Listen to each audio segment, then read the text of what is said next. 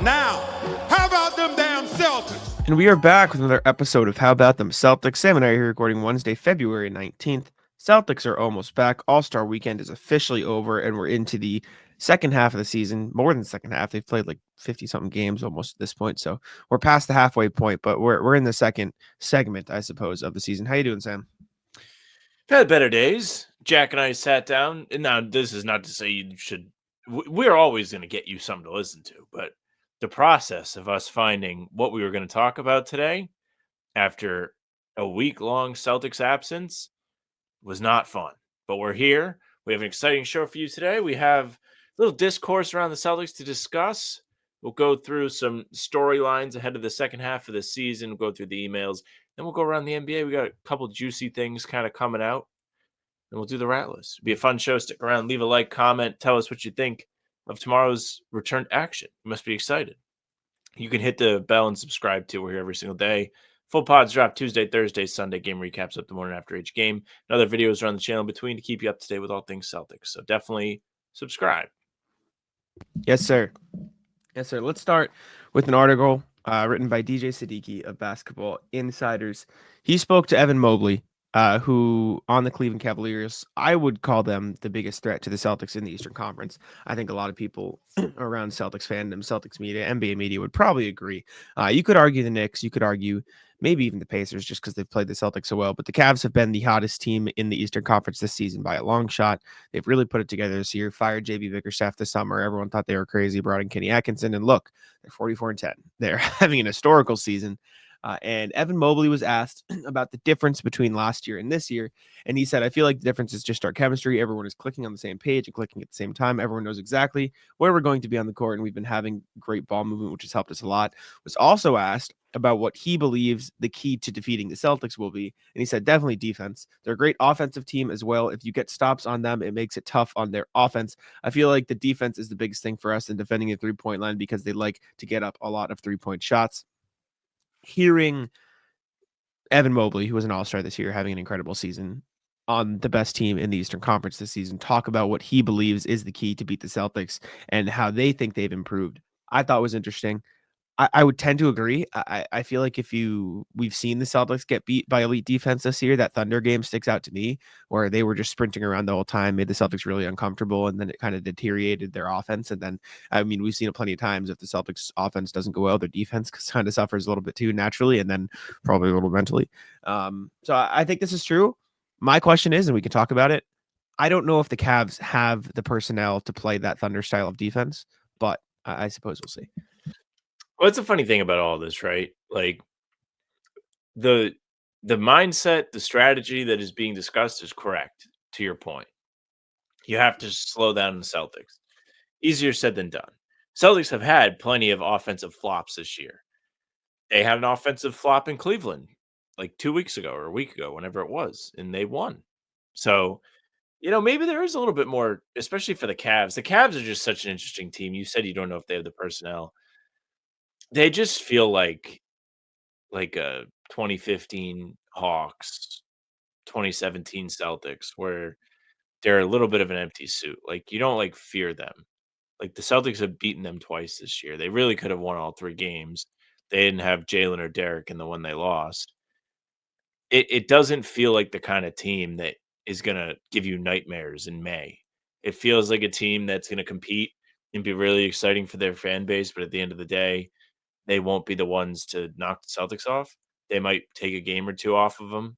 I'm probably not giving them enough credit, but it's just, I feel very unmoved by what Cleveland has going on. I haven't seen enough in the games against the Celtics this year to make me sweat. And I don't know how you feel about that, but just from what I've seen between these two teams, it doesn't look like they do anything to make the Celtics uncomfortable.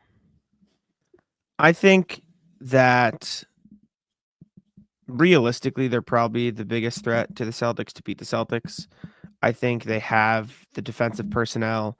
I think they have the star power in the sense of I think Donovan Mitchell is one of the better postseason players, underratedly. And so I think he could just pop off for like a 40-point a game series. And that could, that'd give anybody problems. Weirdly enough, I feel like I feel like the correct answer is the Cavs, but in my head, I think the Pacers might give them more trouble in the series. I like Like this. of all the teams in the Eastern Conference, right? Like the Knicks are the Knicks, and on paper, I think the Knicks and the Cavs are better teams than the Pacers. Like they are, right? They have more talent. I think they have better chances. Like if you ask me, if you took the Celtics, let's say they, had to forfeit the playoffs, right? They couldn't play. Okay. I would take the Cavs and the Knicks to come out of the East before I would take the Pacers. But if you're talking about matching up individually with the Celtics, from what we've seen, the Pacers have played the Celtics better than either of these teams for the past 2 years, including in the playoffs where they did get swept. But the Celtics are on record saying that was the hardest series we had to play. And the Celtics played the Cavs in the playoffs. Yep. Like, and the Cavs have changed a lot since then. I think the chemistry thing is absolutely an underrated part of it. I talked about this after a month in, and the Cavs are hot. I was like, you know what? Thinking back about it, like all these teams that we thought would be better added a lot of pieces. They changed a lot. Like the Cavs are the same, and that is an underrated part. And I think that's a big reason why the Celtics are also going to be pretty good this year. And you see that with the Thunder too. Look at the top team in the West. They brought in a couple pieces in Hartenstein and Caruso, but those are very much supporting cast pieces, and they have by and large the same core. But the play style that the Pacers utilize is very much the opposite of what I think the Cavs are, or Evan Mobley, I should say in this case, is trying to push as the way to beat the Celtics. The Pacers have successfully pestered the Celtics by we are going to try our best on defense, but we are acknowledging that we are not a great defensive team. So we are just going to sprint down your throat and get buckets regardless. Yes. And so you see these Celtics Pacers games and they're like 125 to 129, or if it's a low scoring game and they're having a cold night, they're still running and they're still playing that offense. They're just not shooting as well as they might want to. And so I think, weirdly enough, that style has shown to be a better way to beat the Celtics than this. Let's just try really hard to defend them, because the Celtics are a good enough offensive team that they've been able to get around most styles of defense. And that's why I pointed to the Thunder, because I think that's a style of defense that could actually give them a little trouble. But I don't think the Knicks or the Cavs have the personnel to play that style of defense, because they have to go to Joe Mazzulla's killer whale offense. They have seals. The Cavs and the Knicks have seals in Donovan Mitchell and Darius Garland and Jalen Brunson and Karl-Anthony Towns. And they're most important players. Exactly, who you have to have on the floor for offense. Yes. The Pacers have 5 seals. They have a lineup full of seals. They are SEAL Team 6, right? But SEAL Team 5. But they acknowledge that, and so they focus their efforts elsewhere. And so, honestly, I might actually disagree with what Evan Mobley is saying, because we haven't seen that be the truth for the past year. That said, the Pacers were a really hard series, and they still got swept. So the Celtics could just be really good. And I think the Cavs absolutely deserve their flowers. I might lean on the side of you of like they feel more like that Hawks, or you know what they feel like to me? They feel like the Donovan Mitchell Jazz, ironically enough. Really unbelievably good regular season team. Can't put it together in the playoffs because they have defensive weak points. And even Jared Allen, like Jason Tatum pulls Jared Allen onto the perimeter every other possession, and he just gets fried because he can't keep up with them laterally. So I think there's a mix to it. I think the Cavs are definitely not a team that you should see in a playoff series and be like, this is easy. But I also don't think they're like, oh my God, the Celtics are fucked, right? I think it's like, we've seen that they can't beat them. We see the method of how to beat them, and there's really no way for the Cavs to solve it, because, like you said, they're not going to take Mitchell and Garland off the floor. And to Mitchell's credit, he's defending a lot better this year, but Garland and Jared Allen on the perimeter, like, there's just not much you can do to solve that. Yeah, I did like a whole write-up for Celtics blog. It went up yesterday as you're hearing this, of just kind of taking a look around the rest of the NBA. And I focused a lot on these Eastern Conference teams. Like I talked about the Cavs. Wrote that I didn't think that they were a real threat. Talked about the Knicks. The Knicks are a fucking joke right now. You cannot be like a Knicks person in terms of a Celtics matchup. You cannot be a Knicks person and try and tell me that the Celtics should fear this team, because they fucking embarrassed them twice. They're not to say the Knicks haven't had a great season for, an overall standpoint, but against the Celtics, don't talk to me. Milwaukee's been a joke against the Celtics. Got swept 0-3. They've been inconsistent since Doc took over. Philly's been a joke overall. Indiana is a real They team. played the Bucks 3 times already. That's so weird. Yeah, they're all done with them. That was so quick. Yeah, sorry. They're all done with the Bucks. Indiana's beat the Celtics twice. They are real. And Jack makes a great point about, no pun intended, the pace. The Celtics swept Indiana last year in the playoffs because they were able to take advantage of the game slowing down at the end of games, and that's why they got 4 wins out of 4.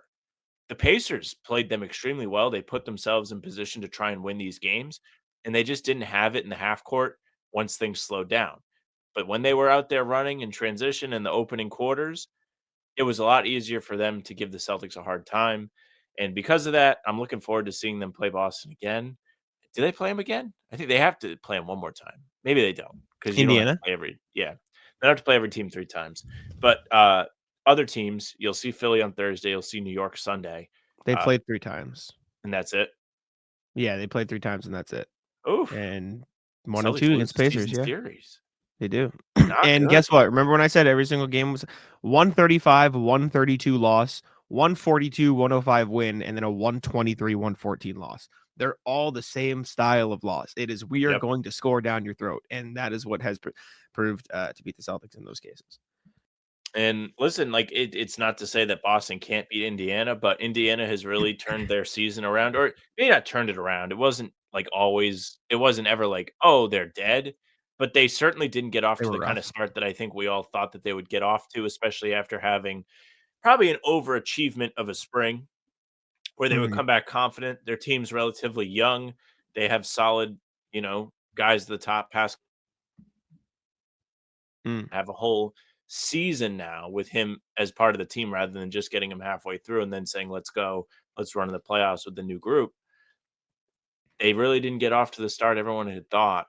And now they're starting to creep up, win more games. They're up into 5th in the conference, or I'm sorry, 4th in the conference, rather. And, Yeah. you might have to see him in the playoffs. Like, if you asked me, I think at the beginning of the season, I might have even told you maybe I wouldn't have told you at the beginning of the season because we had trials to run against the Knicks. We had to see what the Knicks had. We had to see what Milwaukee Because, had. well, on paper, the Knicks are a good team. Like, and they are a good team. Not even on paper. One of the like, great in paper practice, they are a teams good team. ever. The last 2 No, but seasons. in practice too, they are a good team. They haven't played the Celtics well, which is I think where your standpoint is coming from, and it's fair. The Celtics have killed them the whole time they played, but like in theory, they should be a good team at beating the Celtics because you look at like they have 3 bodies who can perfectly stand up against Tatum and Brown. They got OG, they got Josh Hart, they got Mikal Bridges. Like those are amazing players. But the problem is the Celtics have constructed such an elite lineup that if you have anybody on the floor who can be picked on, they will be picked on. I made this double team Jason Tatum video, right? Like for my Twitter and my social media. And I think my next video that I'm going to make later today is going to be the Seals thing and how Indy is the biggest star. Like that just spawned another idea for me of probably what I'm going to do. But if you have anybody on the floor who the Celtics can pick on, they will pick on it, and you can't fight against it too much because if you fight against it, then they're just like they would be comfortable running a Derek White, Kristaps pick and roll on the weak side. If you switch, somebody out of Jason Tatum and refuse to switch off, and they'll be comfortable letting Peyton Pritchard run a pick and roll with Luke Cornett on the opposite side of the floor. If you put your guys on Tatum and load up that side with him on the floor, like they have so much offensive talent that they're comfortable allowing those things to happen, and that makes it really hard to guard the Celtics. If you have anybody that can be picked on, they will be picked on. And the Pacers have all of that, but they kind of embrace the fact that we know we're not going to be able to stop the Celtics. We're going to try our ass off when we are on defense, but we're going to, get out and run, and we're going to bother them that way. So I think that's why a team like the, what was I gonna say? Thunder are built really well to beat the Celtics because they don't really have defensive weak points like that. Like Isaiah Hartenstein's probably the closest thing, but even that they do such a good job rotating and getting in the gaps and getting in driving lanes that even if he's on the perimeter, they'll have another guy. And now that Chet's back, they'll probably run double bigs and he'll be back there guarding the paint too. So it'll be interesting. Interesting to see how it works out. This is a much better conversation than I thought we were going to have. Me too. When I put the Evan Mobley thing on the sheet. So if you had to power rank we'll keep it Eastern Conference because I think you would agree that I would say Thunder and Nuggets are probably my 1-2 right now. I don't know if you agree. I would agree. If you had to power rank the Eastern teams that you would least want to see from a Celtics lens in a playoff series, how would you break it down? It's a good question, man. Because as much as we've talked about how the Cavs and the Knicks, like you think they'd be fine, I think Cavs, Knicks, Pacers in some order is going to be the top 3 because I don't think anybody else in the East is really close, even the Bucks. But maybe that's me. Maybe you disagree because Bucks have Giannis. Giannis is Giannis. It's really hard to come out here and be like, I really don't want to see the Pacers more than anybody. But it's also, I think I would still put Cleveland 1. I don't think they're real, but Sure. I think that they have like enough confidence and enough like team chemistry, like Mobley kind of talks about, where they are playing probably a step above where they should be. They've Mhm. had really efficient shooting this season, which has been a big reason why they've been as dominant as they have been. So I put them 1. I put the Pacers 2. There's part of me that like won't be thrilled to play the Magic, Sure. 'cause the Magic have played the Celtics very frustratingly, like, for the last couple seasons. Sure.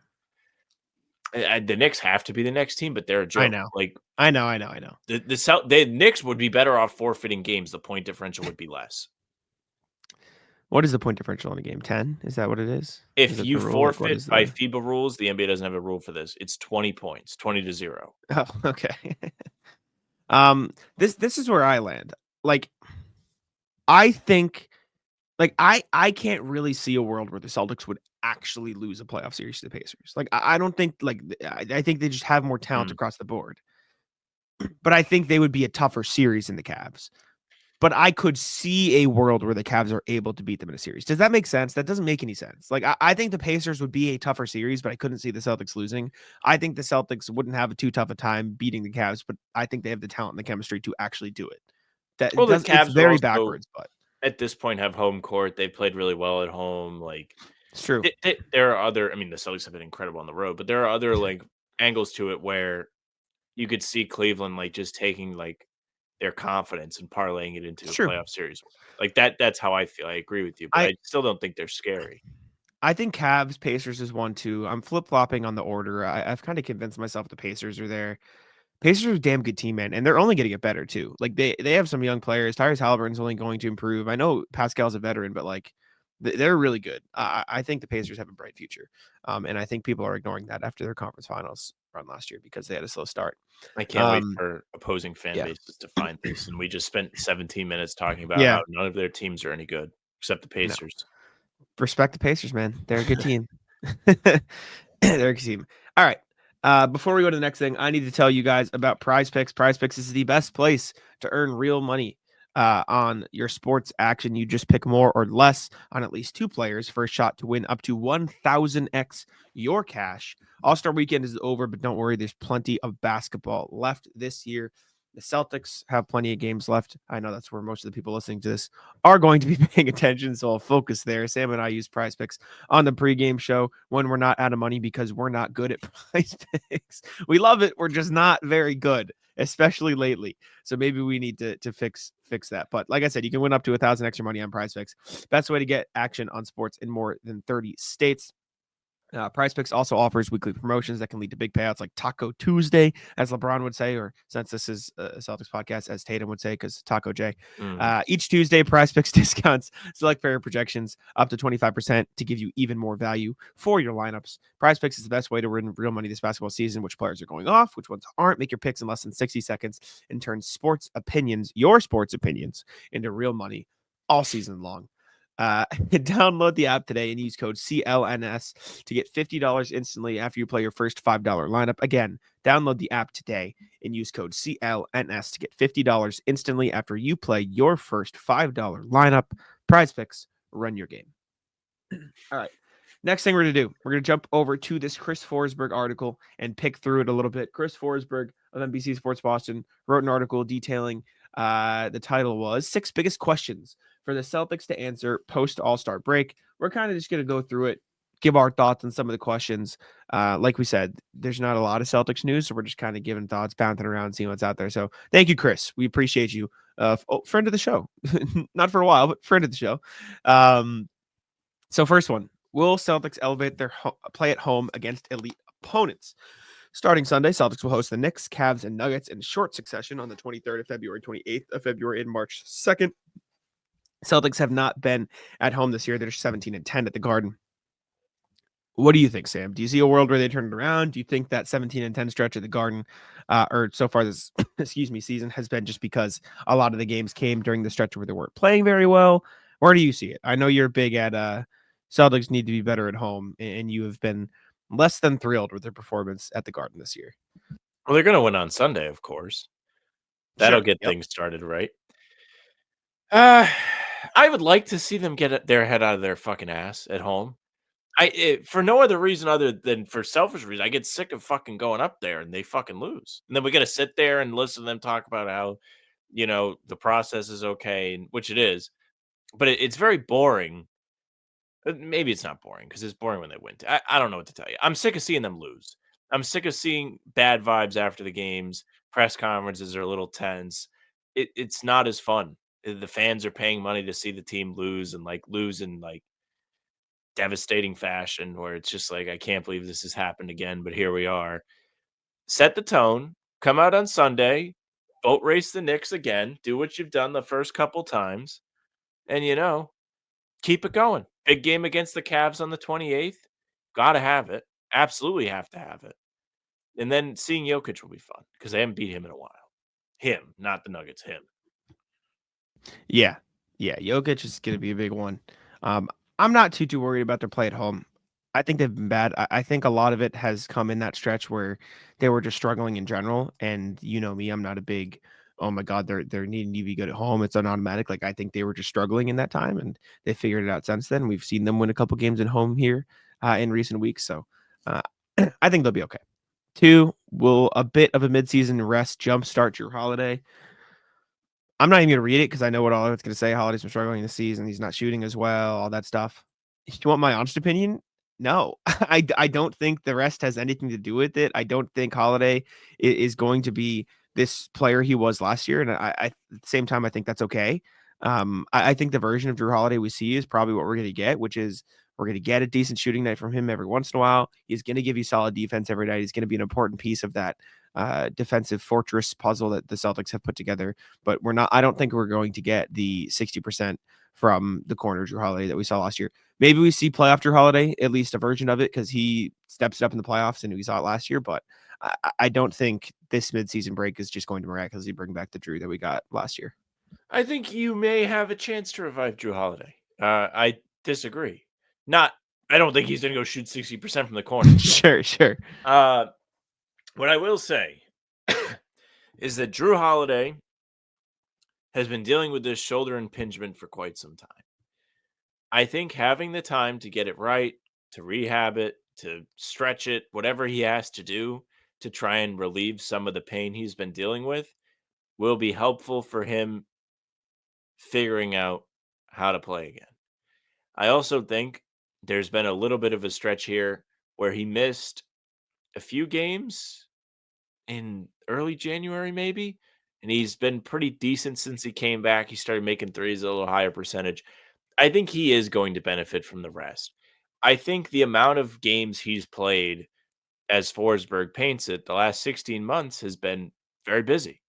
He's had to play through June, played at the Olympics, then they start back up. That's not nothing. At his age, he's literally said to you guys in a scrum at practice, he's like, I'm old, dude. This is not easy. So I think he will benefit from the rest. I don't think he's going to shoot 60% from the corners again, like you said. I still think maybe he can raise it up closer to 40%, get going in the right direction. That'd be nice. It would be very helpful if he did that, because right now, the way he's playing, he's not even a close the game guy for Boston. Pritchard is. Yeah, I think maybe that'll change. I do think he'll close most or some games for the Celtics because of his defense, but I suppose we'll see. Third question from Chris. Will the Celtics push for the number 1 seed? They're 5.5 games back right now. They play the Cavs, I believe, 1 more time this year, 2 more times this year. I don't actually know. I think 1 more time this year. 1.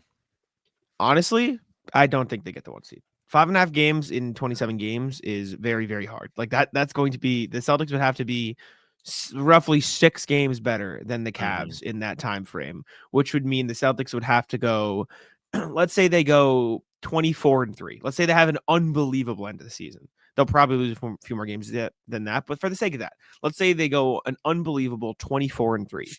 That means what? The Cavs would have to go get 18-9 just for the Celtics to catch them, roughly, because that's 6 games. And the Cavs have gone 44-10 to start the year.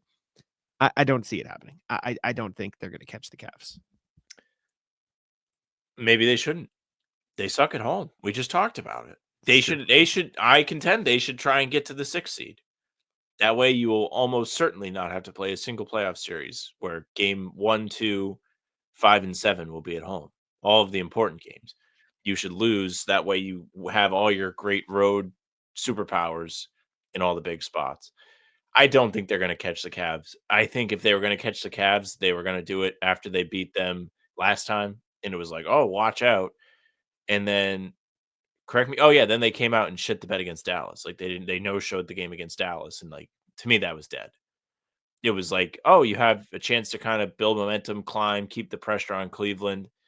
Nope, just absolutely fell flat at home. Which again, just tying it all together, you don't even want to play there. You should actually play all your home games at the Amici Mutual Pavilion in Providence, because then you won't have that worry. It'll be a different environment. You'll feel like you're on the road. Yes. Fourth question. Will the new owner have an agreement before the postseason? I don't even know how. Yeah, I have no idea. Skip. This might be a Pass. pass. I don't know. I suppose we'll see. That's a complete we'll see. Will any Celtics make a second half push for awards consideration? I think Pritchard's probably going to win 6-man. I think he's up there at the very least. Maybe Jalen gets there for All NBA. I don't know. I would guess he's probably in there considering he made the All-Star team. I think Tatum's a lock for first team. I think Derek White probably gets all defense. That's probably it. Past that, I don't really know. I feel like Pritchard is going to win 6-man of the year. He will. He's going to get it. I think Tatum will once again finish 4th in MVP voting. It's just kind of his spot where he's going to end up. I think he might get 3. I know he won't get 3. He hasn't been 4th in a while though. I don't think he was 4th last year. I'm just trolling. He's gonna be like one of the guys that was in the conversation, but never. He's flip flopping 6, 4, 6, and then 4 this year. Okay, yeah, he's not gonna win. Jalen probably won't make All NBA. I think Jalen's actually been subpar this year, so if he didn't get it last year, he's not gonna get it this year. Derek White will make All Defense. I think maybe you'll see Tatum get some recognition for his defense, but at all of the lollygagging back in transition, tough for that. I don't think there's anything else that they can even really push for. If Porzingis had played more games, I think he'd have a chance at all defense, but he just hasn't, and he won't. So I think I really hate the awards. Well, I don't hate them, but like it's cool when your guy actually has a chance to win it, like Pritchard. But like, I mean, it's on. You have it on the sheet later in the show, so I don't want to step on it too much. But people online were like fucking crying about Tatum not winning the All-Star game MVP, which is completely different from this stuff. But people were like, I can't fucking believe this. He was robbed. Like, who gives a fuck? The Celtics that win one another championship. Really doesn't matter. Who gives a fuck? That one really doesn't matter. Next question. Will the Celtics figure out how to thrive with their their top 9 healthy? Yeah, I think we've seen this in recent. Sorry, I thought it said without for a second, and I read it wrong in my head. They should. For a while there, it looked like the Celtics were not playing well, or they weren't playing well. It didn't even look like it. They were objectively not really playing well when Porzingis came back. I think they figured it out lately. I think they've been a lot better lately. And I think part of it was just getting used to it again and ironing things out. So I think we're good, or I think they're good, and I think that they've figured it out. Like I don't think Celtics fans need to worry about it too much, to be honest. I think the rockiest patch of that is past everybody. I think it's time where everybody's starting to gel a little bit. I feel like Porzingis's presence is no longer affecting the flow of things on offense. Like people were getting really mad when we were talking about that, but it was a real thing that they were trying to get him involved and try and get him back up to speed and back sharp enough to be the effective guy he's been. And he's been unbelievable over the last month, like knocking down threes. He's been able to step in, step out in terms of usage. And it's been really helpful for the team trying to get back to where they're at now. So I hope that they continue this. It's been a disgusting display for a lot of the games that they've played in with all their top guys. But I think you're starting to see some really encouraging stuff from not only Porzingis, but also Sam Hauser, who's played on and off very well over the last couple of weeks, ever since I said he was dead. And Pritchard continues to be good. I think we need to see more of Jalen's improvement, but Derek White has also been back. There's a lot of like guys that have just all of a sudden returned. They've been like, yeah, like we kind of went on autopilot for a while, but now they're back. Exactly. Yeah. Thank you, Chris, for the content. We appreciate you very much. Let's jump to the email here. Reminder, as always, you guys can email us at hbtcpod@gmail.com. That's hbtcpod@gmail.com. We have one email today, and it is from RJ. RJ says, a question for Joe. Hey, folks. Nate Moskowitz's article about Torrey Craig getting game time while picking up the C system made me wonder what has to change so the stay ready guys already on the team get similar play while you learn chances. That's all. Be well, RJ. I don't know. I think it's just a matter of they feel like Joe Mazzulla said it after Torrey Craig made his debut. He goes like, it's not rocket science. Torrey Craig has a lot of experience in this league. We're going to lean on that. The other guys don't have that. Like, I think it truly is just experience. And you might say, oh, it's hard for them to get experience when they're on the bench. Yeah, but that's just kind of the situation the Celtics are in. And I think it's just time, and we'll see from there. But I think the difference is Torrey Craig has played in the NBA for almost a decade, and the other guys have not. And that's, at the end of the day, an important thing when the playoffs roll around. There also might be a part of this where the Celtics are fucking around for the last 3 weeks of the season or so. It probably won't happen like it did last year because they were so far ahead of everyone that they didn't even have anything to play for by April. But if that is the case, where they are indifferent about where they land in the standings, maybe you see a little bit more time for guys like Jordan Walsh. But at this point, they've done enough to make the roster not need those guys. Like the Torrey Craig move essentially makes Walsh and Shireman obsolete figures in this season's story. They don't matter. They matter, but they don't matter. They're probably not going to play in the playoffs. Like Torrey Craig is now the safety net for the wing position. We've seen him play in one game, probably like an A plus, maybe an A game for Torrey Craig. So it's really tough to be like, I want to see less of him. I want to see Jordan Walsh. We'll see what Torrey Craig even gets going forward, because who knows? Mazzulla's a big trust guy. We'll see if he even lets him get regular minutes. There are a couple guys out in the win over the Spurs. We can't forget that, you know. Indeed. Thanks for the email, RJ. We appreciate you. Let's jump to the NBA section and start with Ja Morant. So Howard Beck, I don't know what publication Howard Beck writes for right now. Do you know? I think he's with the Ringer. Is he with the Ringer? People change. I'm a free agency, NBA writers free agency expert. I guess. I don't know. Okay. So Howard Beck, regardless, spoke with, yes, he is the Ringer, senior writer at theringer.com. Spoke with executives, anonymous executives, shocker, around the NBA. And one exec told him, look out for Ja Morant. He said, somebody out of the blue said, keep an eye on Ja this summer. I'm just saying it's one of those things that I'm keeping an eye on if they were to flame out early. And then I want to find the author or the writer who spoke with this Zach Klein, just so I credit them for this quote. But Grizzlies GM Zach Klein spoke with, do you know who this is? You put it on here. I don't want to just rip shit. I want to like, you know what I'm saying? He spoke with you retweeted the post on Twitter. That's actually what jogged my memory about this whole job thing. Perfect. I can find it then. So Drew Hill. Thank you. Drew Hill of the Daily Memphian spoke with Grizzlies GM Zach Kleiman about the Ja rumors. And Zach Kleiman, which is unusual, came out and spoke about it. He said, I can't blame other quote unquote executives for fantasizing about trading Ja, but it's just that fantasy. We're not trading Ja. Continue to underestimate Ja, this team, and the city, and we will let our performance on the floor speak for itself. I'm not going to give this nonsense further oxygen, and I look forward to getting back to basketball. That shit rocks. Fuck yeah, Zach Kleiman. That is awesome. I love that. Imagine Brad just comes out and saying, yeah, they can want Jason all they want. Fuck you, eat shit. We're not trading him. Go kick rocks. Like, they should do it for fun. So sick. So sick. We should actually start a rumor that the Celtics might trade Jason Tatum just so Brad Stevens can come out and be like, no. No, because Brad would be like, We appreciate how much they like Jason Tatum and his talents, but we really value him here in Boston. Like, he wouldn't say this. I will not give this nonsense further oxygen. Bang. Yep, that's fire.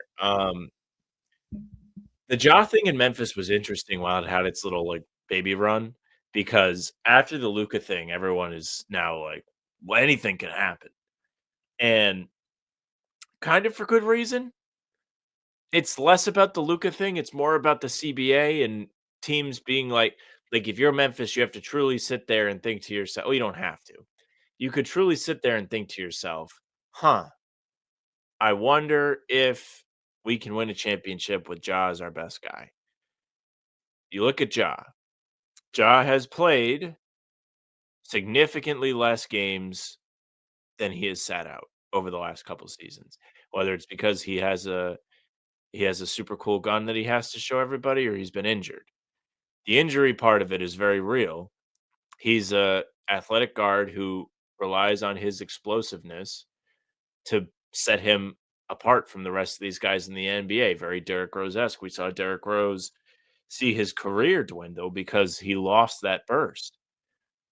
Like Ja has the potential to turn in to an Embiid type guy. Not Embiid. He's not 7 foot tall. His body is not taking consistent just turmoil because he's 300 pounds and so massive. But it does take quite the toll on him that he's jumping and flying through the air and bursting and using his knees to push off whatever so often. I could see a world where they're like, maybe we don't want to do a super max for Ja, and maybe we want to trade him. I think that's where the speculation comes from. There is the other layer to it where you are the Memphis Grizzlies, and you think to yourself, guys like Ja Morant don't come around very often. So we're going to keep him, and we don't care. Mhm. And for the context, Ja's under contract for 3 more years after the season. Like, this is not a, And oh it's my not, God, it would it's not be the Luka, we don't time. want to pay him. Exactly. Right. He's under contract for a long time after this. And the Grizzlies are fucking really good, even with Ja playing only 32 games so far this season. And a big part of that is Jaren Jackson Jr. is having an incredible season. He's averaging 23, 6, and 2, steal and a half, a block and a half, and was an all-star this year. Add in Santi Aldama averaging 13 and 7. Add in Desmond Bain averaging 18, though he's dealt with some injuries. Add in rookie Jalen Wells, who's been incredible. Gigi Jackson's got, like, they've got talent and they're going to be good for a long time. It's just a matter of, can they stay healthy enough to make a real playoff push? If I'm the Grizzlies, I'm not trading Ja Morant. I think Ja Morant is one of the more underrated players at this point, just because he's so off the court all the time. Like, I think Ja Morant's unbelievable. Like, you talk about all these small guards, these guards who can shoot. Like, I think he's an underrated playmaker. I don't think he's like an incredible defender, but I don't think he is like Dame or Garland or like one of these guys who's going to get absolutely murdered, right?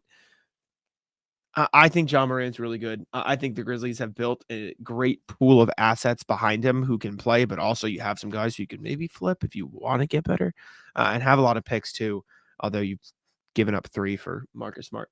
We'll see. I think Grizzlies are a good team. I don't think they should trade Ja. I thought the response by Zach Kleiman was awesome, and I suppose Emphatic. that they'll just go from there. Emphatic is a good way to put it. Chris Haynes recently came out and said that Yes. SGA, Shai Gilgeous-Alexander, is getting rid of his representation, has parted ways with his representation, and is going to now serve as his own agent. Jaylen Brown was on Twitter, said, love it. He like quote tweeted it. Pretty cool. I think this is a pretty cool thing that SGA is doing. I don't know how it's going to work out. I don't think there's too much that he has to negotiate in terms of, I need this extra money. I think it's just Thunder. Do you want Supermax? Shai? Yes, I want Supermax. Handshake, all done. But I think it's a cool thing that Shai is doing with this. Lamar Jackson has entered the chat. He did like the same thing, and it was also like right before he had to sign a new contract. So that was interesting. But you make a good point. I don't think the Thunder are going to bust Shai's balls over this. He is an MVP level player. I don't think he falls into that category where you have to think twice about paying him.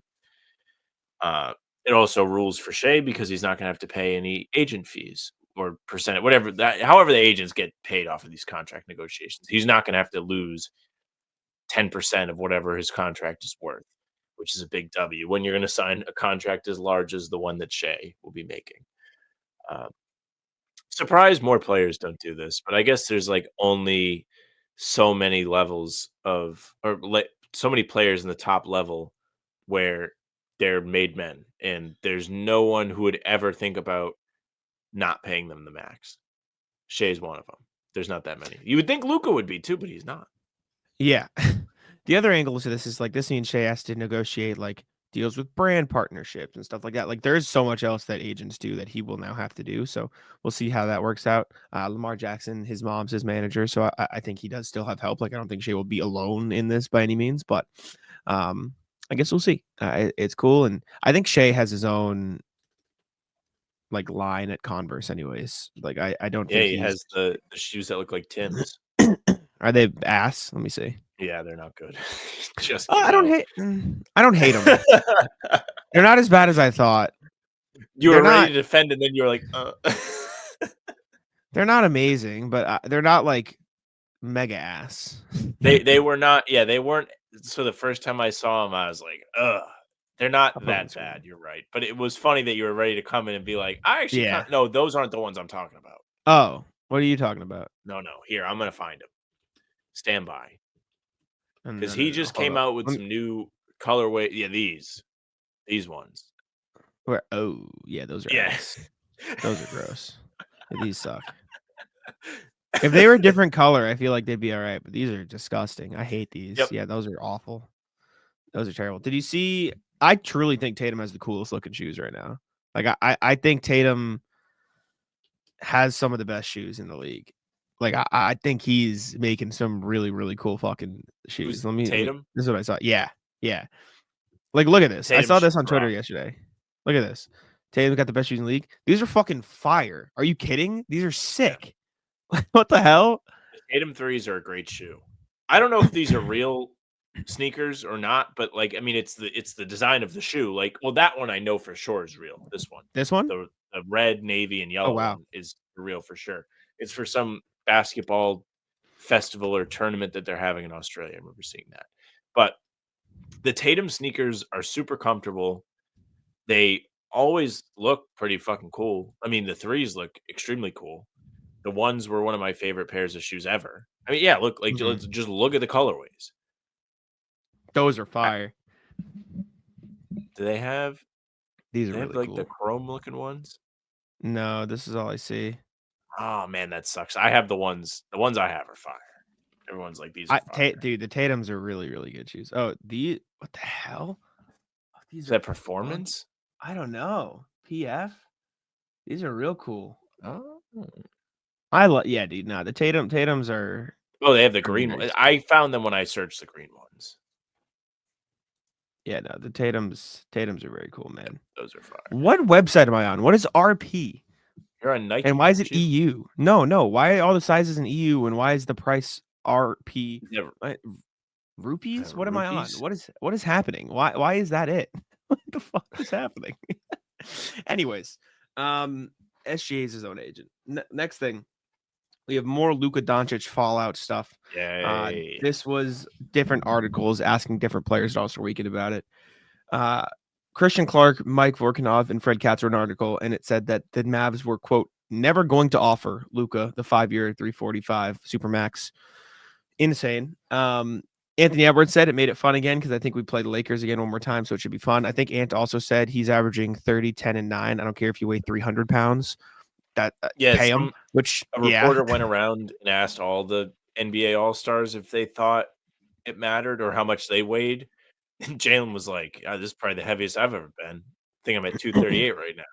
Is Jalen Brown on Luka watch? Joe Vardon asked Anthony Edwards that, getting the should be fun response. Wemby said, what I remember from it, what really strikes me is how Mavs fans are hurting, how they feel. Jokic said, I think a trade is not such a big thing, but if you trade someone like that, it becomes a little bit of a big thing, and maybe players become a little bit serious about it. All that talking to Joe Vardon. There's not too much more to pick apart here. It's just some more reactions to the Luka deal, which was unbelievable. Man. I would not want to be involved with the Mavs right now. Just I mean, can you So they kicked imagine out like a that fan month who ago? said fire Nico.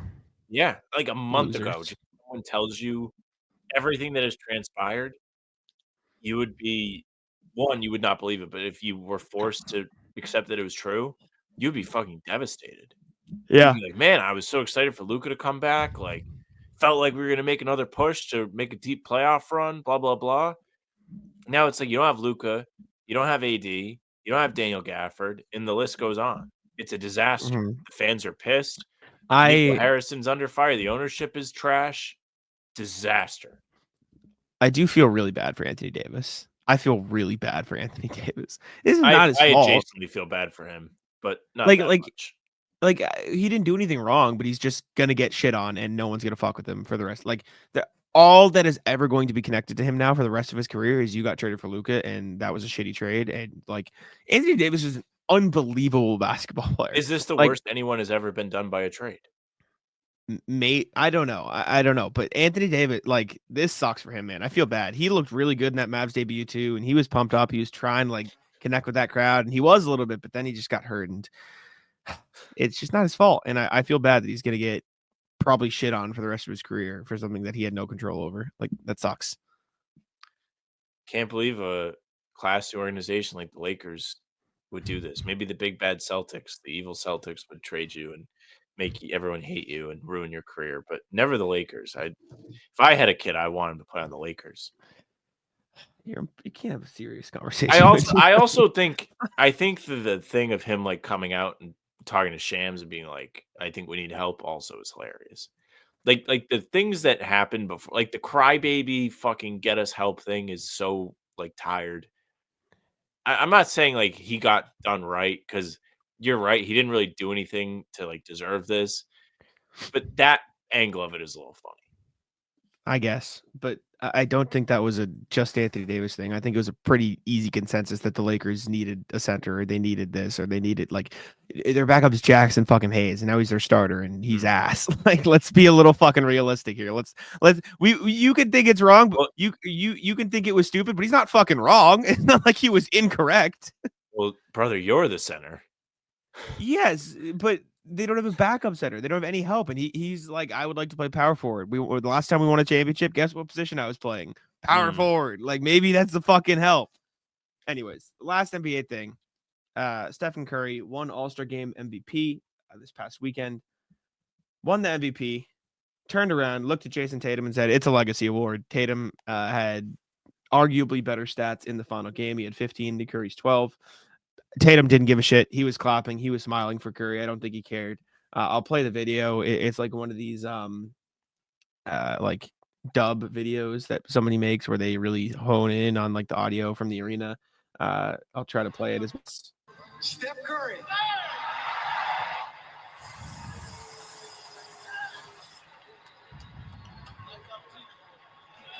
Lifetime Achievement Award.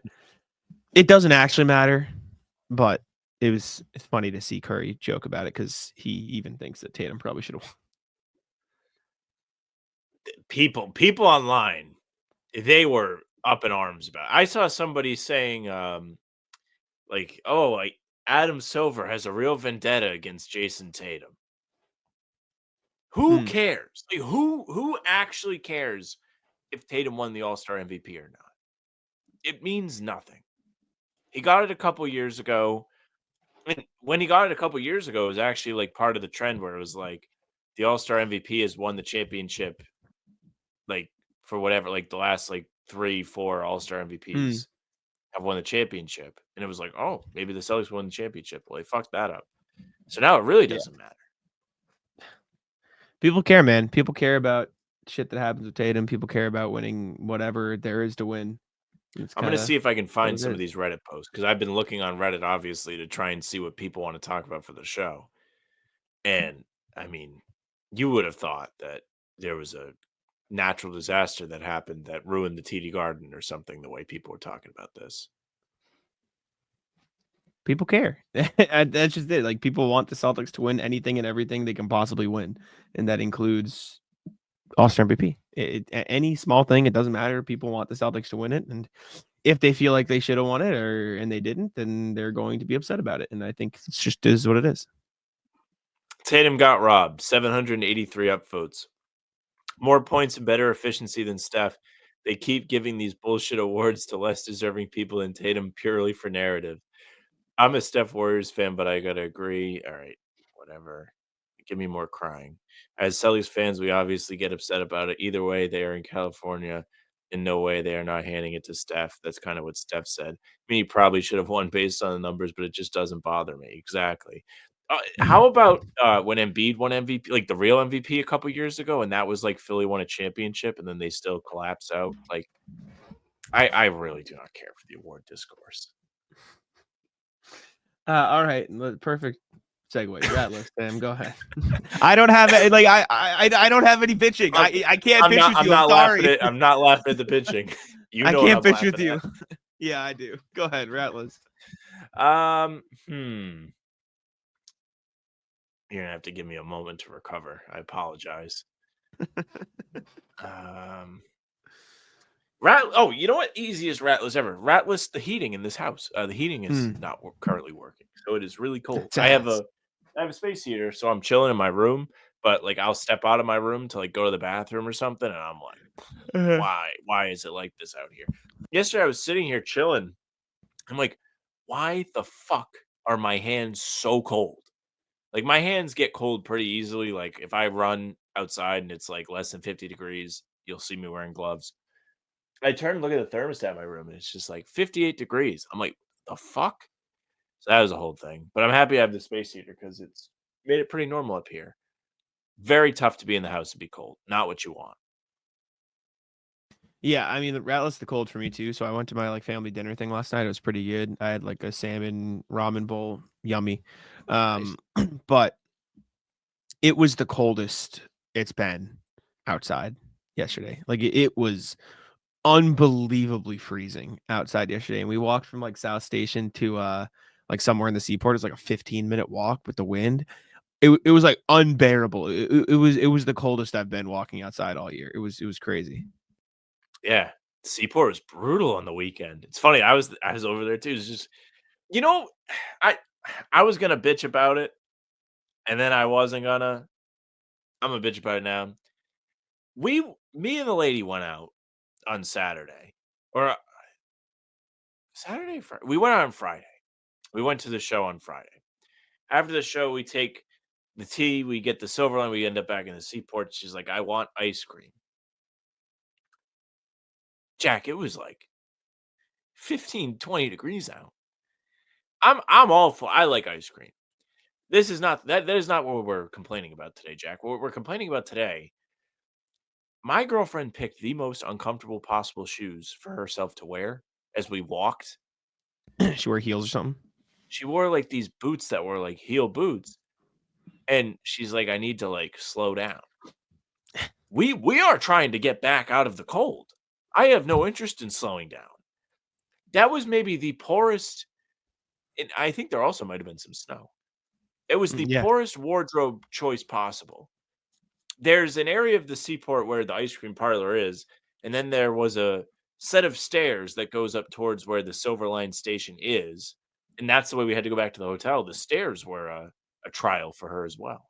I don't know how you can go out in a city where you know your primary mode of transportation is going to be public transit, but you're going to have to walk and wear heels like that. Mm-hmm. Yeah, it's different I don't know, for them, man. I guess. What else do I have? I don't know how much more else I've got. I think that might just be it. I think I just had that one Ratless. The cold was terrible. I had to walk around my apartment when I got home last night because I didn't want to go outside. Probably gonna have to do that again tonight. Anti-rat list. So we got everyone in the basketball league that I coach, we're terrible, right? We're 1-5. Everyone makes the playoffs though, but it is seeded. So I'm thinking here, like, okay, we're gonna play one of these good teams. We're cooked. There are 6 teams. The top 2 teams got buys, and since we beat the other 1-5 team, we went 1-1 against them, but we've scored more points this season. We don't have to play the third best team. We are in the 4-5 matchup. Oh. And that means we are playing a team that, in my opinion, is extremely beatable. So we could win a playoff game. Like I I think we can genuinely win a playoff game if we have the right players there. If like all the people show up, like we can beat this team. I realized on the website for the league they have box scores. Like I can see box scores, I can see standings, I can see stats. Do you want to see the stats for context of how good our team is versus other teams? Yes, go ahead. So this shows you the standings. It shows you who has scored what, and it shows you all that stuff. Let me see if I can pull up. No, I don't want box scores. I want the